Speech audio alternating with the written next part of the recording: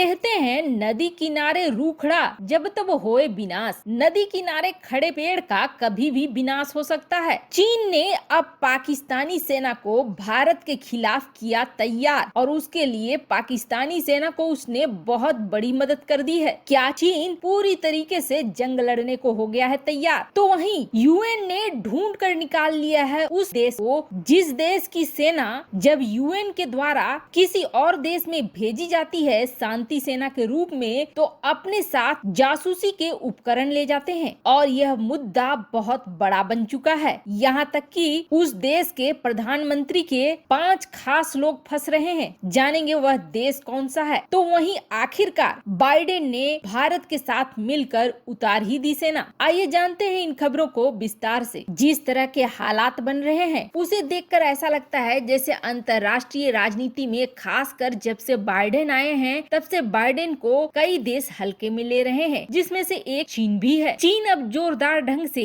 युद्ध की तैयारी कर रहा है, इसीलिए तो इतनी सारी वार्ताओं के बावजूद जमीन पर कुछ भी नहीं दिखा। न तो सैनिक पीछे हुए और न ही हथियार आने कम हुए। जाहिर तौर पर भारत को घेरने के लिए वो 2 फ्रंट की लड़ाई खोलना चाहता है और जिसके लिए वो पाकिस्तान को तैयार करना चाहता है। लेकिन समस्या यह है कि इस वक्त महामारी ने पाकिस्तान को घेर रखा है और उसके पास फूटी कौड़ी नहीं है कि वो वैक्सीन खरीद कर अपनी सेना को लगवा सके। वैसे आपको बता दें पाकिस्तान को चीन 5 लाख खुराक मुफ्त में दे रहा है, लेकिन ये खुराक आम लोगों के लिए है। पर अब आगे बढ़कर चीन की सेना ने रविवार को पाकिस्तानी सेना को महामारी के टीकों की एक बड़ी खेप मुहैया कराई है। अब पाकिस्तानी सेना को ऐसे वक्त पर टीके लगवाकर खास तौर पर चीन उसे तैयार करना चाहता है कि लड़ाई के वक्त किसी तरह की समस्या न आए। वैसे भी बहुत तरह के हथियारों से वह पाकिस्तान को साथ दे ही रहा है। चीन ने अपने खास दोस्त पाकिस्तान के लिए हाल ही में दूसरा नौसैनिक लड़ाकू जहाज तैयार कर लिया है और ग्लोबल टाइम्स की रिपोर्ट के अनुसार यह बेहतर रडार सिस्टम और लंबी दूरी की मिसाइलों से लैस है। इससे समुद्र में पाकिस्तान की ताकत बढ़ जाएगी। पाकिस्तानी नौसेना ने 054A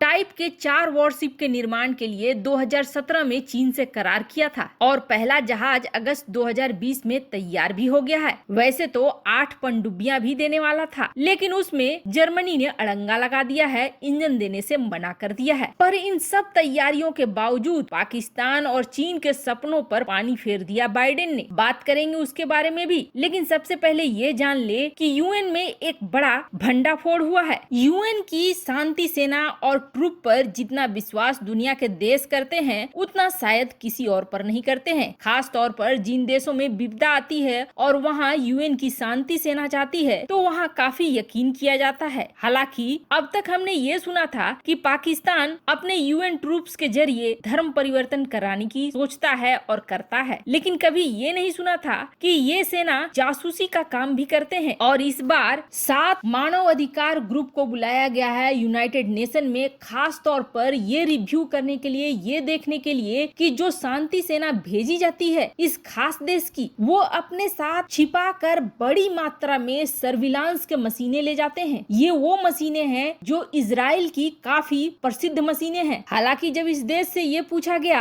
कि आपकी सेना ये मशीनें लेकर क्यों गई, तब इस देश ने ये कहा कि उन्होंने यूएन के हिसाब से ही काम किया है। लेकिन जब यूएन से ये चीज पूछा गया तो उन्होंने सीधे ही मना कर दिया और इसके लिए एक जांच कमेटी बिठा दी। दरअसल यह देश कोई और नहीं है बल्कि बांग्लादेश है और बांग्लादेश की यूनिट के ऊपर बड़े गंभीर आरोप लग रहे हैं। बांग्लादेश की प्रधानमंत्री शेख हसीना 5 लोगों के काफी करीब मानी जाती है, जिन्हें कहा जाता है कि ये प्रधानमंत्री के आदमी हैं। एक तो अनीस अहमद, दूसरे जनरल अजीज अहमद, तीसरे हरीस अहमद, जोसेफ अहमद और टीपू अहमद। ये 5 अहमद भाई हैं, जिसमें से बांग्लादेश के चीफ ऑफ स्टाफ हैं जनरल अजीज अहमद। वैसे अजीज अहमद के ऊपर 1996 में कई तरह की संगीन अपराधों के आरोप भी लगते रहे हैं और इनके जो भाई हैं इनकी भी छवि कुछ अच्छी नहीं है। ऐसा कहा जाता है कि पैसे की जोड़ तोड़ में काफी घोटाले इनके नाम हैं। अब इनसे ये सवाल पूछा जा रहा है कि बांग्लादेश के सैनिक अपने साथ बड़ी मात्रा में इजरायली कंपनी के ये मशीनें लेकर क्यों पहुंचते हैं, और यह अल जजीरा द्वारा निकाला गया है, जिसके बाद इस पर सफाई मांगी जा रही है बांग्लादेश से। वैसे आपको बता दें बांग्लादेश की सैनिक टुकड़ी को अभी मना कर दिया गया है कहीं भी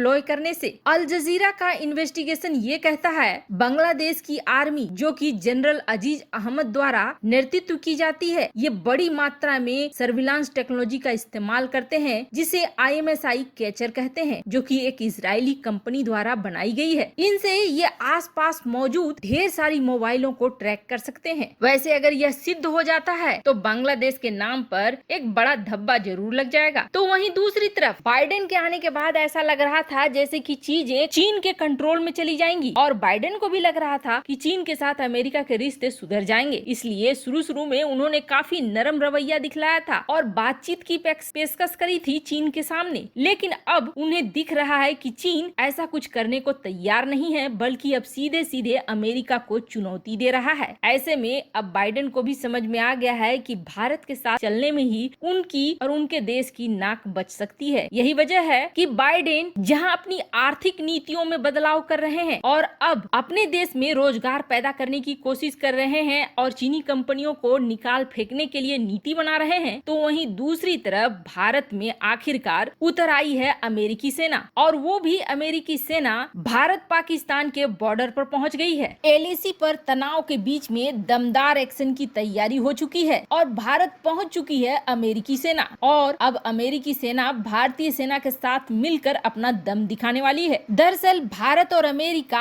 8 फरवरी से 21 फरवरी तक राजस्थान के खास तौर पर पाकिस्तान से सटे बॉर्डर में अपने युद्ध की तैयारियों को दिखाने वाले हैं। वैसे तो यह अमेरिका और भारत का रेगुलर युद्धाभ्यास है, लेकिन इस बार इस युद्धाभ्यास के एक अलग मायने हैं, खास तौर पर जब इसे पाकिस्तान की बॉर्डर पर किया जा रहा है, क्योंकि भारत और अमेरिका को बहुत अच्छे से पता है कि अगर चीन के साथ लड़ाई होगी तो 2 फ्रंट खुलेगा, और 2 फ्रंट खुलने का अर्थ है भारत को पाकिस्तान के बॉर्डर पर भी अपने आप को मजबूत रखना होगा और चीन के बॉर्डर पर भी। ऐसे में यह युद्धाभ्यास बहुत मायने कर रहा है। अब आपको क्या लगता है, क्या बाइडेन, वैसे आपको क्या लगता है, क्या बांग्लादेश के सेना पर जो आरोप लग रहा है वो सही साबित हो सकते हैं? कमेंट करके अपनी राय जरूर बताएं। जल्द मिलते हैं अगली वीडियो में नई खबर के साथ।